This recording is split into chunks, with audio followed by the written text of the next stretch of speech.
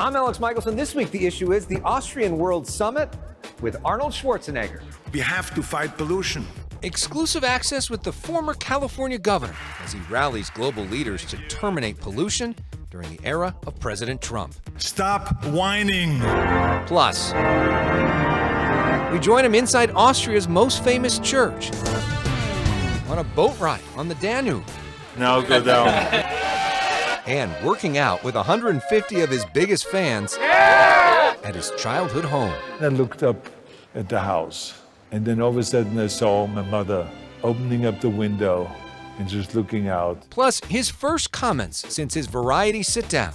I'm watching your show, and I'm watching you with your butt sticking out there, and all of a sudden I see the weenie. Talking shop with his son, Patrick. I've never had a conversation with my son about acting. Never. I don't know why. Broadcasting across California, you're watching The Issue Is.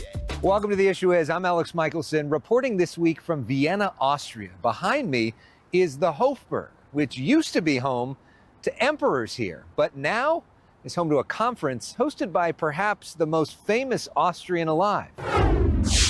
You are the heroes that you've been looking for. So go out and kick some ass and get the job done. A standing ovation for Arnold Schwarzenegger at the 9th Austrian World Summit. It's the largest environmental conference in Europe all year. You can stream it all for free at youtube.com/Arnold Schwarzenegger. We are acting now. We are not waiting. Monica Longthaler organizes the summit as managing director of Schwarzenegger's climate initiative, hoping to pump up for the planet through less talk, more action. We want to show that there are so many solutions out, and we want to motivate people. Monica tells me that those solutions include producing green steel from hydrogen, not fossil fuels, and creating cement that actually captures carbon dioxide. We are very much really working with local initiatives, but also with international foundations to exchange information. The audience here represents 60 nations with 35 speakers from 15 countries, including former British Prime Minister Tony Blair. There's really no one I have more respect for in politics than Arnold Schwarzenegger, because it's the combination of a good heart, a good mind, and a willingness to lead. Probably the best-known anchor in California, award-winning journalist. After a very generous intro, I'm honored to represent all American journalists on stage to talk communication techniques. This idea that people can just be quote-unquote lectured by a bunch of experts on climate issues may not work, because a lot of people, there's a trust deficit. So the way that you build trust is by letting people see with their own eyes and come to that own conclusion. It's a whirlwind week for me that includes a 12-hour flight, my first ever visit to the beautiful city of Vienna, a private dinner with the Austrian Chancellor, and a sit-down with Schwarzenegger, our first since April's chat at USC. Governor Schwarzenegger, welcome back to The Issue Is, and thank you so much for hosting us here. Well, this is really fantastic. I mean, the last time we talked about it when we did the interview, I said, you have to come to Vienna, and here you are. I'm you here. Actually took it seriously. And you're here When you say I have to do it, I have to do it. Environmental conference, and you met Tony Blair, and you met the president of Austria, Van der Bellen, and our new chancellor, Stoker. I mean, it was incredible. So you meet all these people. Yeah, well, that's what happens when you hang out with you and your green jacket. The Masters winner. I want the Masters. I want the Masters. You know that I got this jacket made especially just to come to Vienna for this environmental conference? It looks good. Yeah, thank you. So let's talk about the main point. What do you want the big takeaway of this conference to be? The takeaway of this year, every year is a different takeaway. This year the takeaway is, he says, don't pay any attention that we have now Trump in the White House and that he may not agree with everything that we are doing or that we believe in, but let's just move forward and just understand that the action really is on a local level anyway, and on a state level. Like in California, 70% of the pollution gets cut on a state and local level. So don't worry about what he is doing or what Washington is doing. It's all just a cheap excuse, and I don't fall for this excuse. I think that you should just shift gears, have a big vision. What is it that you can do rather than whining? Do you hear that from a lot of people in the rest of the world about Trump, though? Are they bringing that issue up to you? Especially in an environmental issue, people have been saying to me, what's the point now of fighting? pollution and fighting climate change when we have Trump. And I said, what a stupid thing to say. I said, so you mean that you cannot do anything anymore? I said, do you realize the very fact that when you go and buy something that is made in China, that you're contributing to the pollution because someone has to ship this stuff over there? I said, you can do something, stop it, and just buy a pair of jeans that says made in America. It's that simple.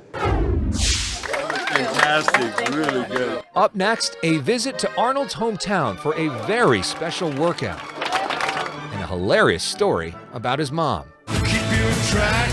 I'll be back. First, we go to break with the world premiere of I'll Be Back, Boss Hoss's new song featuring a recording from Schwarzenegger himself. Was it fun for you to go in the recording booth? Oh, I mean, I just say, I'll be back. It was an easy one. Every stream of this song raises money for Schwarzenegger's climate initiative. I'll be back.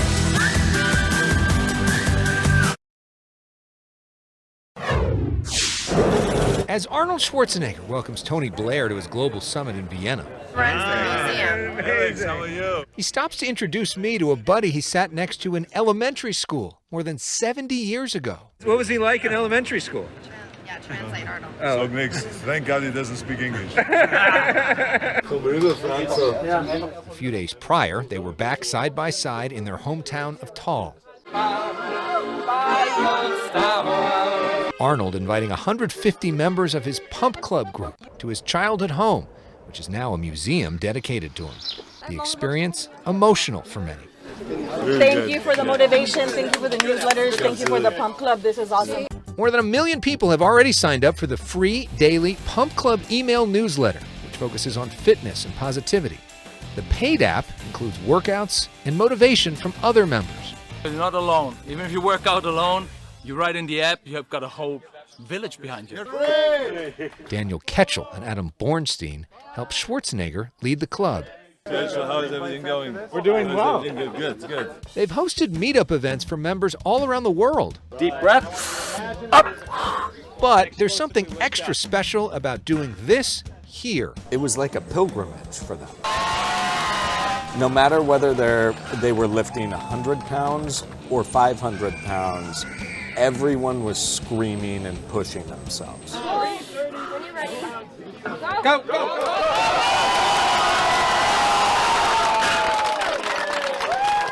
It's been life-changing for this man with autism who used to struggle with self-confidence.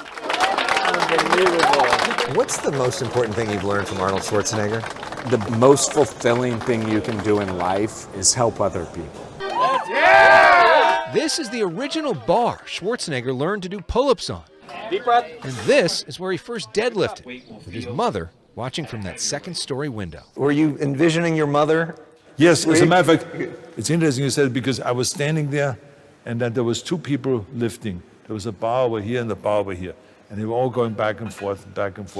And I saw the bar going up to 300 pounds, 400 pounds, 500 pounds, and all of this stuff. And then I looked up at the house.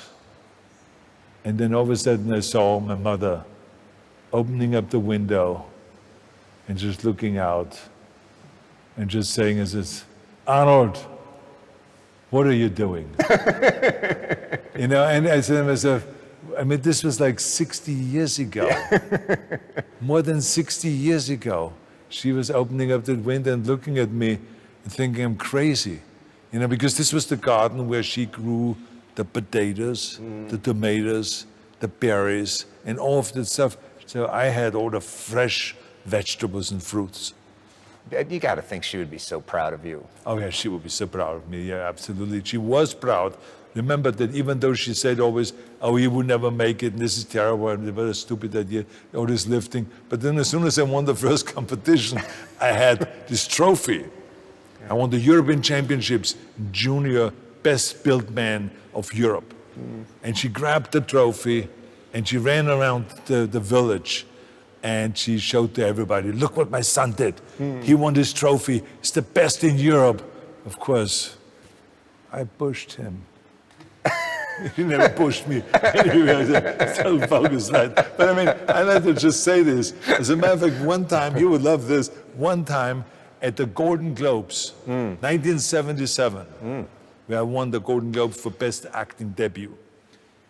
There was my mother sitting there. There was Stallone's mother sitting there, Sophia Loren's mother sitting there, Raquel Welch's mother sitting. All the mothers were sitting there. And they all took credit for all of our careers. Sophia Loren's mother right away said, oh, she was so shy. I had to push her to the photographer. And then the Stallone's mother said, oh, my son was like a furniture mover. He couldn't do anything. Then I pushed him into the acting school. And my mother said, oh, and I told my son, I said, you better work out every day and get your body straight. None of it was true. None of it was all exaggerated. You learned a little of that BS right. as a skill too. Oh, yeah, That's helped you over the years, right? The schmay, as you say, exactly. right? Up next, the key lesson Arnold taught his own son, Patrick, as we continue The Issue Is in Austria. Right as we were sitting down with Arnold Schwarzenegger in Austria, Variety released its actor-on-actor conversation between Arnold and his son Patrick. Arnold promoting his role on the Netflix show Fubar. Patrick promoting his role on HBO's The White Lotus. I'm watching your show and I'm watching you with your butt sticking out there. And all of a sudden I see the weenie. And I said to myself, what is going on here? I mean, this is crazy. And then I said to myself, well, Arnold, hello. God, the weenie. You did the same thing. It's available now on Variety's YouTube page. What was that like? Well, I tell you, it's a very good question because I've never had a conversation with my son about acting. Never. I don't know why. Wow. You know, I think he has this conversation much more with his mother, with Maria, but maybe he felt kind of like he didn't want to bother me or whatever it is, but I always could tell that he was very interested in it. Because right away when he was in school, he already took acting classes and he participated in plays and he was trying to find an agent. And there was one thing that was always interesting about him, and that was that he was a businessman. He was already at the age of 10, he was doing all kinds of things that he was doing on the computer, of trading kind of sports teams and athletes and all this kind of stuff. It was just weird. He was just really into making money, making $1 into $2. So I think he emulated me on that one.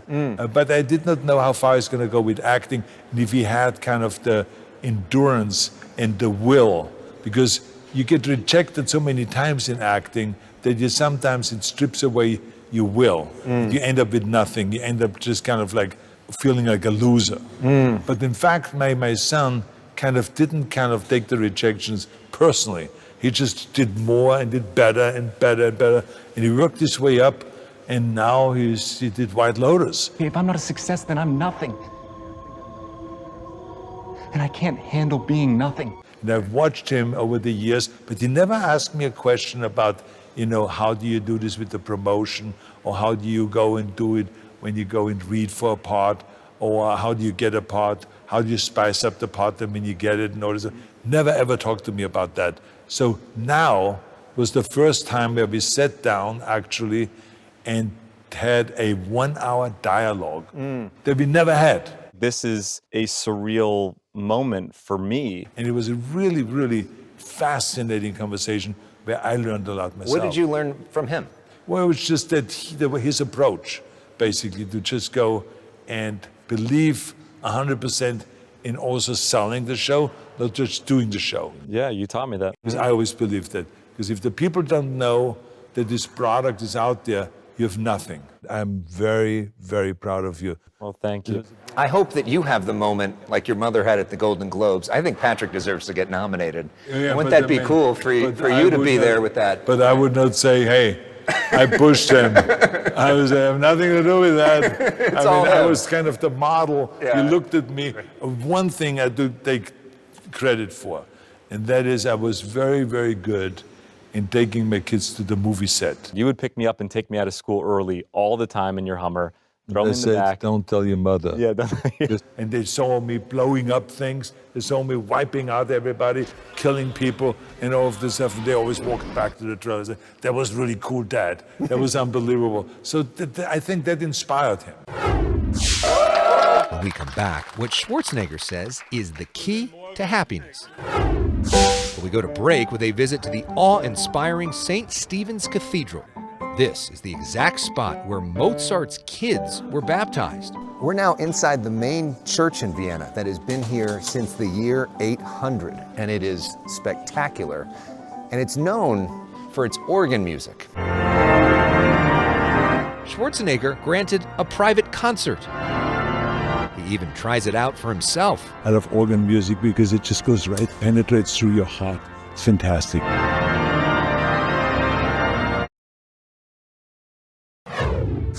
Welcome back to a special edition of The Issue Is with Arnold Schwarzenegger. We are on a boat that he has chartered, checking out the spectacular city of Vienna. A paparazzi shot of that trip ends up on the cover of Austria's top newspaper.